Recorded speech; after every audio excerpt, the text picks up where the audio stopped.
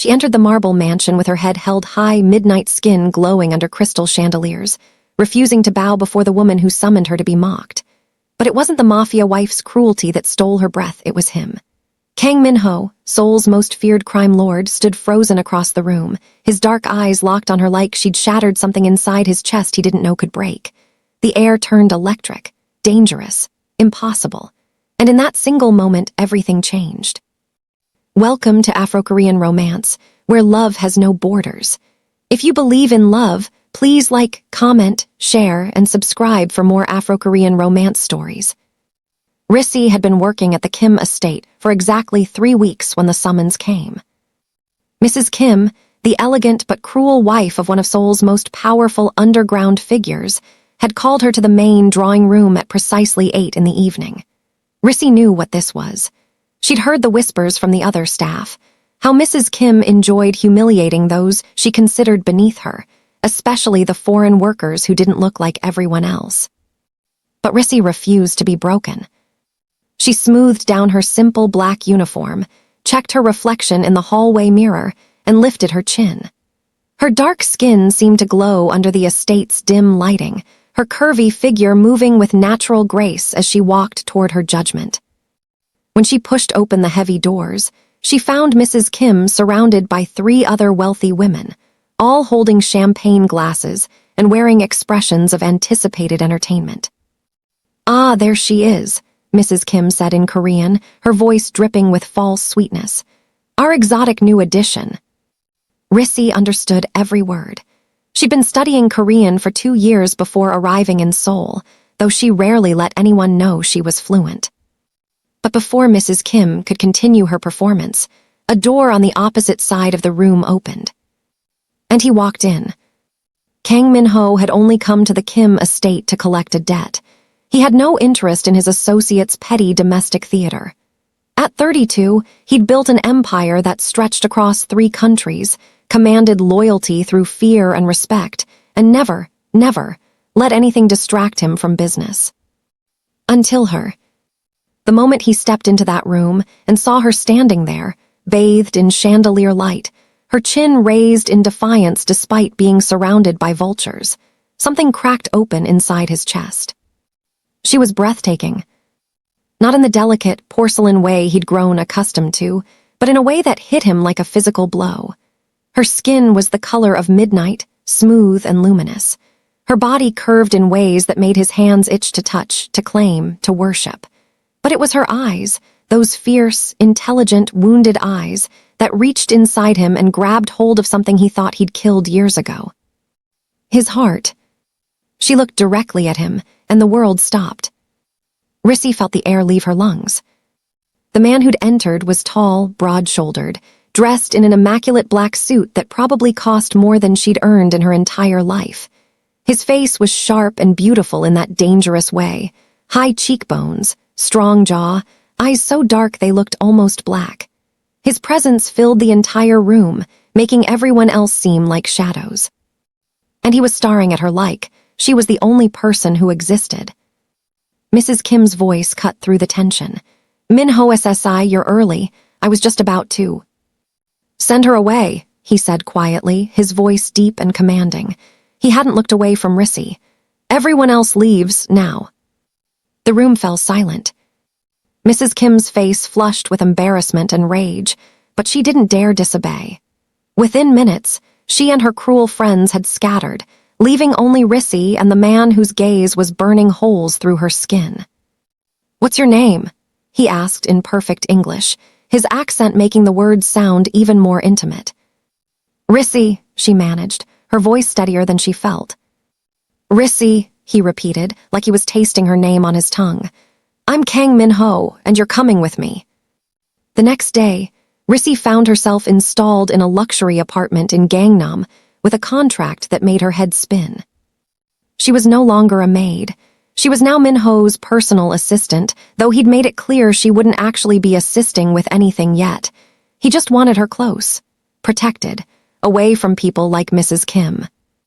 "I don't understand," she'd said when he explained the arrangement in the back of his Mercedes the night before. "Why would you do this for me? You don't even know me." He'd turned to her, his expression unreadable in the darkness of the car. "I know enough, and I don't like seeing people treated the way she was about to treat you. People help me all the time, without offering them penthouses." A ghost of a smile crossed his lips. "I'm not people, Risie, and that apartment isn't charity, it's necessity. You'll learn why soon enough." Now, standing in her new home with floor-to-ceiling windows overlooking the Han River, Risie wondered what she'd got herself into. Min-ho couldn't focus. He sat in his office at the Black Tiger headquarters, the neutral name for his very non-neutral criminal empire, and found himself checking his phone every few minutes to see if she'd called. She hadn't. His second-in-command, Yoo Junwoo, noticed immediately. "You've looked at your phone 17 times in the past hour. What's going on?" "Nothing," Min-ho said coldly. "Is this about the woman from last night, the one you moved into the Hanam apartment?" Min-ho's jaw tightened. "How do you know about that?" "I'm your head of security, I know everything." Junwoo leaned forward. "Min-ho, what are you doing? You don't bring civilians into your world, especially not." "Especially not what?" The threat in Min-ho's voice was unmistakable. Junwoo held up his hands. "I'm just saying people will notice, they'll ask questions, they'll wonder if she's a weakness. Then they'll learn what happens when people touch what's mine." The possessiveness in his own voice startled him, but he didn't take it back. Later that evening, Min-ho appeared at Risie's door with bags of takeout from Seoul's most exclusive restaurant. She answered in comfortable clothes, leggings and an oversized sweater that somehow made her look even more beautiful, and stared at him in confusion. "You need to eat," he said simply. "I can order my own food." "I wanted to bring you food." They stared at each other for a long moment before she stepped aside and let him in. They ate in surprising, comfortable silence, sitting on her new couch with containers spread across the coffee table. Min-ho found himself watching her more than eating, the way she closed her eyes when she tasted something delicious, the way she hummed softly in appreciation, the way her full lips curved into a small smile. He wanted to kiss her, so badly it physically hurt. "Why are you really doing this?" she asked suddenly, setting down her chopsticks. "The apartment, the job, the food, what do you want from me?" He set down his own chopsticks and turned to face her fully. "I want you safe. I want you happy. I want you to never look the way you looked last night when those women were about to tear you apart for their entertainment." "That's not an answer." "It's the only one I have right now." He reached out slowly, giving her time to pull away and brushed a curl away from her face. "But I think you feel it too, this thing between us." Her breath hitched. "I don't even know you." "Then let me show you who I am." Over the following week, Min-ho did exactly that. He showed up every evening with dinner, staying later each time. He asked about her life, her family back home in Nigeria, her dreams, her fears. He listened like every word she spoke was scripture. He also showed her his world, not the violence, never that, but the empire he'd built from nothing. The legitimate businesses that funded hospitals and schools. The power he wielded to protect the powerless. "People think I'm a monster," he said one night as they stood on her balcony, looking out at the glittering city. "And maybe I am, but monsters can choose what they protect." "And what do you protect?" Risie asked softly. He turned to her, his eyes intense. "Now, you." The next day, everything shifted. Risie had ventured out to a nearby cafe, enjoying her newfound freedom and the warm spring weather. She was waiting for her coffee when a man approached, handsome, charming, speaking to her in English with easy confidence. "You're new to Seoul, aren't you? I could tell by the way you're looking at everything like it's magic." She smiled politely. "Is it that obvious?" "Beautifully obvious." He extended his hand. "I'm David, I teach English here." They chatted for a few minutes, his attention flattering and harmless. He asked for her number. And she was about to politely decline when a presence behind her made every hair on her body stand up. "She's not interested." Min-ho's voice was arctic. Risie turned to find him standing there, dressed in all black, his expression absolutely murderous.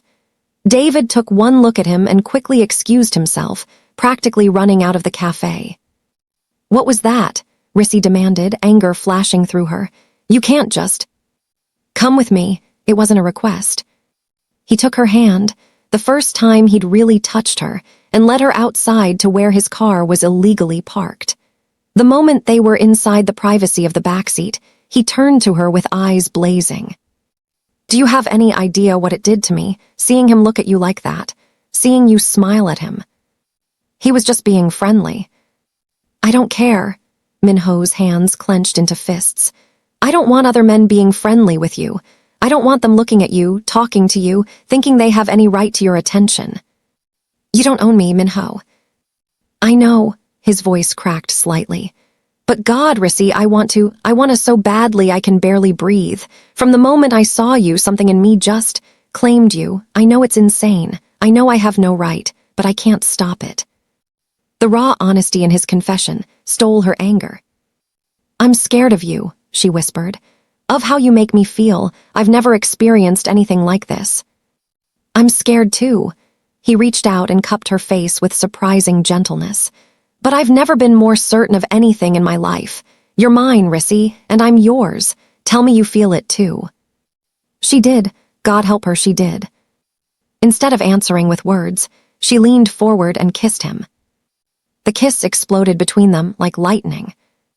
Min-ho made a sound deep in his throat and pulled her closer, his hands spanning her waist, his mouth moving against hers with a hunger that had been building for days. She tasted like coffee and something uniquely her, and he was addicted instantly. When they finally broke apart, both breathless, he pressed his forehead against hers. "Come home with me," he whispered. "Not the apartment I gave you, my home. Let me show you everything." She should have said no, should have been cautious, but instead she found herself nodding. Min-ho's penthouse was masculine and minimalist, all dark colors and clean lines, with windows that showcased the entire city. He poured them both wine and they stood together in his living room, the tension between them thick enough to choke on. "I've done terrible things," he said quietly, "things that would make you run if you knew." "Then why tell me?" "Because you deserve to know who you're letting into your heart." He set down his glass and moved closer. "I've hurt people, killed when necessary, built my empire on blood and fear, but with you—" He touched her face again, his thumb tracing her cheekbone. "With you, I just want to be soft." Tears pricked her eyes. "I'm just a maid, Min-ho. I'm nobody special. Why me?" "You walked into that room like a queen, even though they wanted to see you crawl." His voice was fierce. "You're everything, Risie, everything." She kissed him again, and this time neither of them held back. They moved through his penthouse in a blur of desperate kisses and whispered confessions, leaving a trail of discarded clothing. Min-ho worshipped every curve of her body with his hands and mouth, telling her in Korean and English how beautiful she was, how perfect, how much he needed her. When they finally came together, it was with an intensity that shattered them both. Afterward, they lay tangled in his sheets, her head on his chest, his fingers tracing patterns on her skin. "Stay with me," he whispered into her hair. "Not just tonight, stay." But when morning came, Risie was gone. Min-ho woke to empty sheets and panic. He called her phone, no answer. He sent Junwoo to her apartment, she wasn't there. For 12 hours, she'd vanished, and it was driving him insane. He was about to tear the city apart looking for her, when she finally answered his 20th call. "Why did you leave?" His voice was raw. "Because I got scared," she admitted. It was everything, Min-ho, and I thought when you woke up you'd realize you made a mistake, that I'm not." "Stop," he was already grabbing his keys. "Where are you?" "The Han River Park, near Uedo."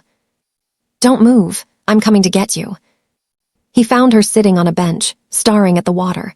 When she saw him approaching, she stood up, tears streaming down her face. "I'm sorry, He pulled her into his arms and held her so tightly she could barely breathe. "Never run from me again. Do you understand? Never. If you're scared, you tell me. If you're worried, you tell me. But you don't disappear and make me think I've lost you." "I thought you'd regret it," she sobbed against his chest. He pulled back just enough to look at her face. Risie, I have never been more certain of anything in my entire life. Last night wasn't a mistake. It was the first right thing I've done in years. You're not someone I'll regret. You're someone I'll fight for, kill for, burn down the entire world for if that's what it takes. Min-ho. I love you. The words fell from his lips with startling ease. I know it's too soon, I know it's crazy, but I love you, and I need you to believe that. She kissed him then, there in the middle of the park with dozens of people walking by, and whispered against his lips, I love you too. The next few weeks were bliss. Risie officially became his assistant, though her duties were light and mostly involved keeping him sane during long meetings. She moved into his penthouse, filling it with her laughter and her presence and making it feel like an actual home for the first time. Min-ho was possessive and attentive, showering her with gifts she didn't need and protection she didn't ask for. He drove her everywhere, held her hand in public, and made it clear to everyone in his organization that she was untouchable.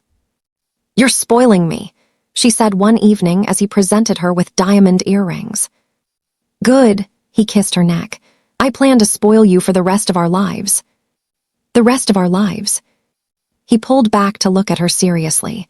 Did you think this was temporary? Risie, you're it for me. There's no one else. There will never be anyone else. Her heart melted. But happiness in Min-ho's world never lasted long.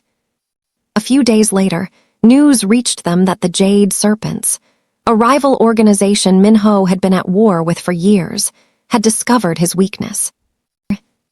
Junwoo delivered the intelligence report personally, his face grim. They know about Risie. They're planning something. We don't know what yet, but you need to increase her security immediately. Min-ho's blood ran cold. Double the guards. No, triple them. She doesn't go anywhere without a full detail, and I want surveillance on every. Min-ho, stop. Risie stood in the doorway, having heard everything. You can't lock me in a cage. I can if it keeps you safe. This is your world. These are your enemies. Maybe I should. Don't. He crossed the room and grabbed her arms. Don't even think about leaving me. I'll handle this. I'll handle them. But you stay here where you're protected, where you're mine. The fear in his eyes broke her heart. Okay, she whispered. Okay, I'll stay. The attack came 3 days later. Risie was in the penthouse library, reading, when the lights went out. For a moment, she thought it was just a power failure. But then she heard it, the sound of gunfire, distant but growing closer. Shouting, breaking glass. The bodyguards Min-ho had stationed throughout the building were engaging someone. Her phone buzzed. Min-ho's name flashed on the screen. Risie, listen to me very carefully. His voice was deadly calm, but she could hear the underlying panic. There are men in the building, Jade Serpents. Junwoo is coming up the service elevator to get you. Do not open the door for anyone else. Do you understand? Min-ho, I'm scared. I know, baby, I know. But I'm 10 minutes away and I will get to you. I promise, just hold on. The line went dead. Risie's hands were shaking as she moved away from the windows, pressing herself against the wall near the service entrance. She could hear footsteps in the main hallway now, heavy and purposeful. The sound of her bodyguards fighting. Then silence. The doorknob to the main entrance rattled. Min-ho drove like a man possessed, his knuckles white on the steering wheel. ETA, he barked into his phone. 6 minutes, Junwoo responded. But Min-ho, they've got the main floors, at least 15 men, they're trained. This wasn't a random attack, it was planned. I don't care if they brought an army. Min-ho's voice was pure venom. If they touch her, I'll make their deaths last days. He'd been across town, the meeting when the attack started. 6 minutes felt like 6 hours. Every second that passed was another second Risie was in danger, and it was destroying him. He'd known this could happen, had known from the moment he claimed her that his enemies would see her as a target. But he'd been arrogant, thinking his security was enough. He'd been wrong. And if she died because of his miscalculation, he'd burn the entire Jade Serpent organization to ash. The service door burst open and Risie nearly screamed, before she recognized Junwoo's face. "We need to move. Now!" He grabbed her hand and pulled her into the service corridor. Behind them, the main door to the penthouse splintered under repeated impacts. They ran down the emergency stairs, Junwoo speaking rapidly into his earpiece in Korean. Risie's heart hammered against her ribs, her mind racing with fear for Min-ho, for herself, for what would happen if they didn't make it out. They reached the parking garage, and Junwoo shoved her toward an unmarked black SUV. "Get in and stay down. Min-ho will meet us at the safe house." But before she could reach the vehicle, a man stepped out from between two cars, gun raised. Junwoo moved with lightning speed, putting himself between Risie and the weapon. The gunshot was deafening in the enclosed space. Junwoo stumbled but stayed upright, returning fire and dropping the attacker. "Go!" he shouted, blood spreading across his shoulder. More men appeared from the shadows. Risie screamed as hands grabbed her from behind, dragging her backward. She fought with everything she had, kicking and clawing, but there were too many of them. A cloth pressed over her mouth and nose, chemical sweet and suffocating. The world went dark. Min-ho arrived to find his building swarming with his own men, and the aftermath of a battlefield. "Where is she?" he roared, grabbing the first person he saw. "Sir, they took her. The Jade Serpents, they took Miss Risie. Junwoo is being treated for a gunshot wound, but he's stable. He said to tell you they went east, probably to the warehouse district." Something inside Min-ho went very, very cold. He walked past his men, past the bodies of Jade Serpent soldiers, past Junwoo, who was trying to stand despite his injury, and got back in his car. He made one phone call. "Gather everyone," he said quietly. "Every man we have, every weapon, every resource, we're going to war." Risie woke up in a dark room, her head pounding. She was tied to a chair, her wrists bound behind her back. As her vision cleared, she could make out concrete walls, industrial lighting, and 3 men watching her from across the room. "She's awake," one of them said in Korean. The door opened and an older man entered, his face scarred and his smile cruel. "Miss Risie, how kind of you to join us. I'm Park Sung-hoon, leader of the Jade Serpents. You may have heard of me." Risie's mouth was dry, but she forced herself to speak. "What do you want?" "Simple, I want Kang Min-ho to suffer, and you, my dear, are the perfect weapon." He circled her slowly. "He's built his entire empire on being untouchable, unbreakable, but everyone has a weakness, and we've just discovered his." "He'll kill you for this," Risie said, trying to keep her voice steady. Park laughed. "He'll try, and while he's trying, we'll be dismantling everything he's built, starting with you." He nodded to his men, and one of them raised a camera. "We're going to send him a message, show him exactly what happens to the things he loves." Min-ho's phone buzzed with a video file from an unknown number. His hands shook as he opened it. Risie appeared on screen, tied up, her face showing fear but also defiance. Behind her stood Park Sung-hoon, the man Min-ho had been hunting for 3 years. "Kang Min-ho," Park's voice came through. "I have something of yours. If you want her back, you'll meet me alone at the old Busan Port warehouse at midnight. Come with anyone and she dies. Don't come and she dies slowly. Your choice." The video ended. Min-ho stared at the screen, his jaw clenched so tightly it ached. Junwoo, arm in a sling, appeared beside him. "It's a trap. He's going to kill you both." "I know." "Min-ho, we need a plan. We need." "I have a plan." Min-ho looked up, and Junwoo took a step back at the absolute emptiness in his eyes. "I'm going to get her back, and then I'm going to end this war once and for all." Later that night, Min-ho stood outside the warehouse alone. At least, that's what it looked like. In reality, he had 50 men positioned on every rooftop, in every shadow, waiting for his signal. Junwoo was in a van 2 blocks away, coordinating the assault. Min-ho had no intention of following Park's rules. But he would walk in alone first. He needed to see Risie, needed to know she was alive. He pushed open the warehouse door. The space was cavernous and dimly lit. In the center, Risie was still tied to the chair, a single light illuminating her. Park and at least 20 of his men surrounded her. "Right on time," Park said. "I'm impressed. I wasn't sure you'd come." "Where is she hurt?" Min-ho's voice was barely human. "Nowhere yet. I wanted you to watch." Park pulled out a knife, the blade gleaming. "I wanted you to feel exactly what it's like to lose everything." He moved toward Risie. Min-ho raised his hand, and every window in the warehouse shattered simultaneously as his men crashed through. The next 5 minutes were chaos. Gunfire erupted from all directions. Min-ho moved through the warehouse like death itself, taking down anyone between him and Risie. He felt bullets graze past him, felt the adrenaline singing through his veins, but all he could focus on was reaching her. Park tried to use Risie as a shield, pressing the knife to her throat. One more step and I'll... Min-ho didn't hesitate. He fired a single shot that dropped the man holding a gun to Risie's left, used the distraction to close the distance, and physically ripped Park away from her with such force that the older man went flying backward. "Touch her again, and I'll make you beg for death," Min-ho snarled, standing over Park with his gun aimed at his head. Behind him, his men had subdued or eliminated the remaining jade serpents.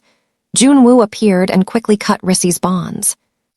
She threw herself into Min-ho's arms, sobbing. "I've got you," he whispered, holding her so tightly she could barely breathe. "I've got you, baby. You're safe now." The aftermath took hours. Min-ho's men cleaned the warehouse, dealt with the bodies, and took Park Sung-hoon into custody for questioning, though everyone knew he wouldn't survive the night. Min-ho carried Risie to his car himself, refusing to let anyone else touch her. During the drive back to Seoul, she sat curled against him, his arm wrapped around her shoulders. "I was so scared," she whispered.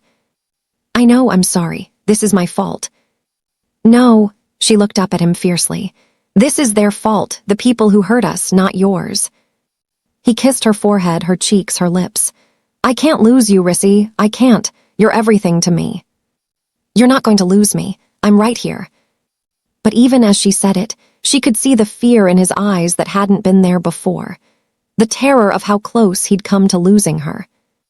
The next morning, Min-ho called an emergency meeting with all the heads of Seoul's criminal organizations. Risie watched from the secured observation room as he stood before them, his presence commanding absolute attention. "Last night the Jade Serpents made the mistake of targeting what's mine," he said coldly. "Park Sung-hoon is dead. His organization is being absorbed into mine as we speak. But I'm not here to gloat about victory. I'm here to make something very clear." He pulled out a photo, a picture of Risie, and held it up. "This woman is under my protection. She is mine. And if anyone in this room or anyone you know even looks at her wrong, I will consider it an act of war. Is that understood?" The room was silent. "I asked if that was understood," Min-ho repeated, his voice dropping to a dangerous whisper. A chorus of agreement followed. Risie's heart pounded as she watched him. This was his world, brutal, dangerous, absolute, and he was willing to wage war for her.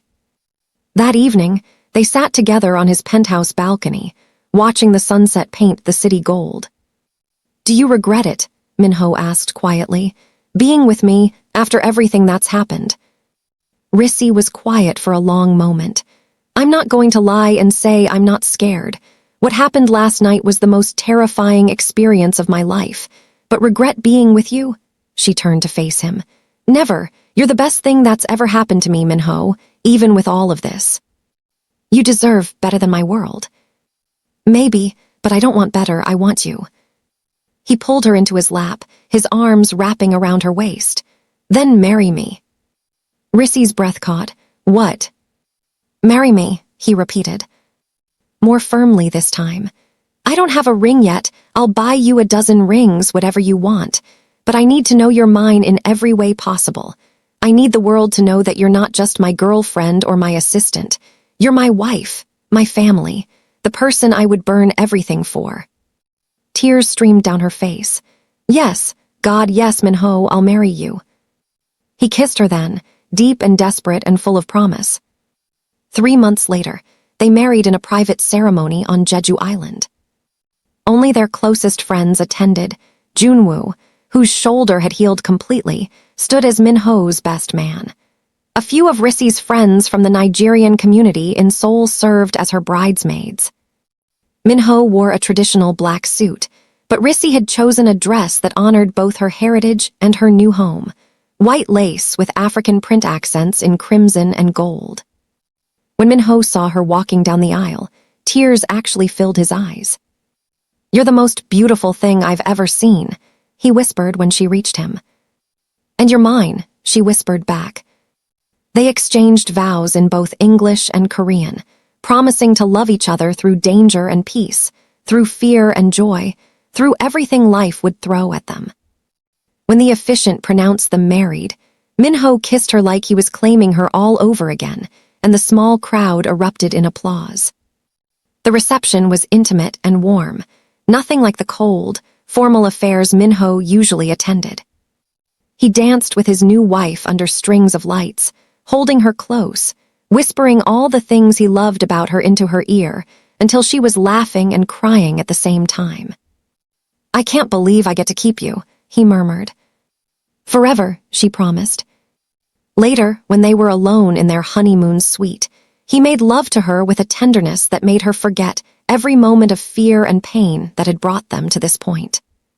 "I'm going to spend the rest of my life making you happy," he promised against her skin. "You already do," she whispered back. 6 months after their wedding, Risie discovered she was pregnant. She'd suspected for a few weeks, but had waited to be sure before telling Min-ho. When the test came back positive, she sat on the bathroom floor of their penthouse and cried happy tears. That evening, she prepared his favorite meal and waited for him to come home from a business meeting. When he walked through the door, she was standing in the living room, holding a small white box. "What's this?" he asked, immediately suspicious because she was smiling too widely. "Open it." He did, and inside found a tiny pair of baby shoes with a note, "Daddy's little tiger, coming soon." Min-ho stared at the shoes for a full minute before slowly looking up at her, his eyes wide with wonder. "You're pregnant." "I'm pregnant," she confirmed, tears streaming down her face. He crossed the room in 3 strides and lifted her off her feet, spinning her around while laughing with pure joy. "We're having a baby. Oh my God, Risie, we're having a baby." "Are you happy?" she asked, even though his reaction made it obvious.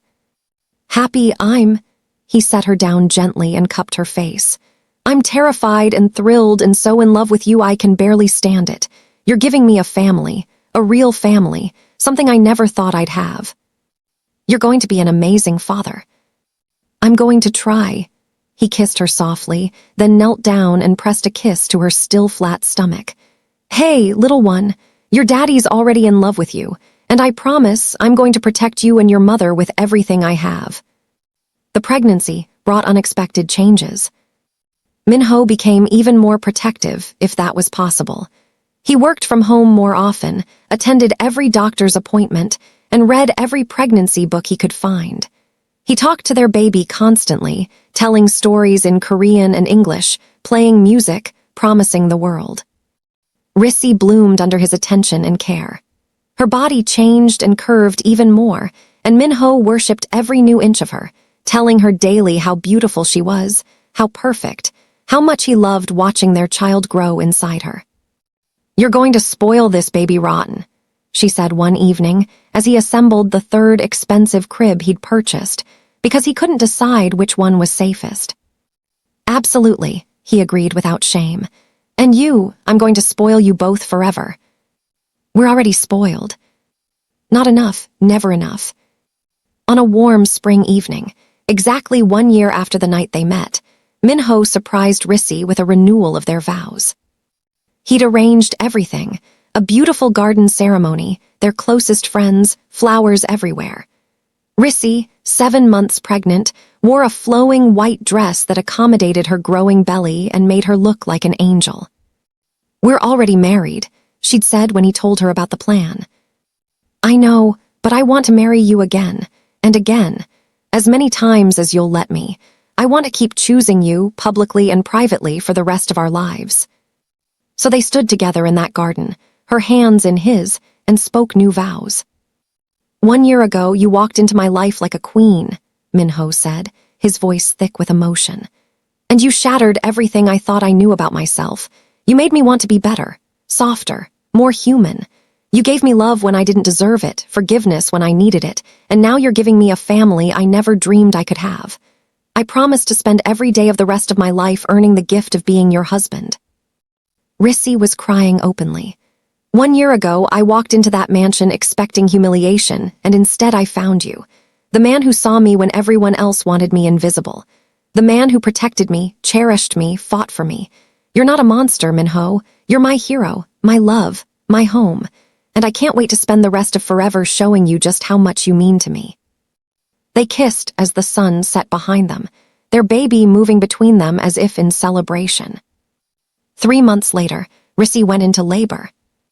Min-ho was beside himself, packing the hospital room, holding her hand so tightly she had to tell him to ease up so she didn't lose circulation.